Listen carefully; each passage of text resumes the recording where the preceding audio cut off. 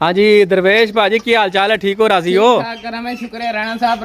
ते राज सवेरे कम ते देर नाल आए हो ते किथे मसरूफ रहे हो, की गल है? साहब तुसी यार सारी रात सुते रहने ना। अच्छा मैं इधर थोड़ा जा ना काम पै गया सी। खैर होवे।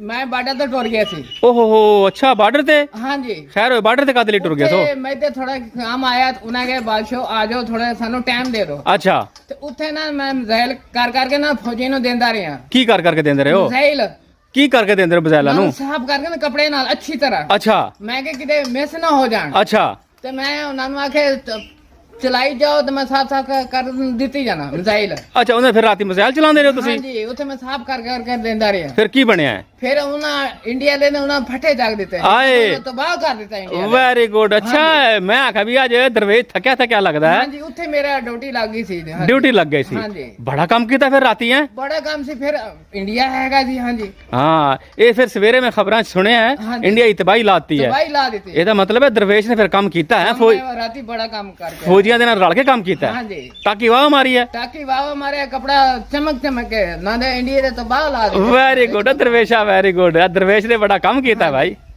पाकिस्तान जिंदाबाद, पाक फौज जिंदाबाद।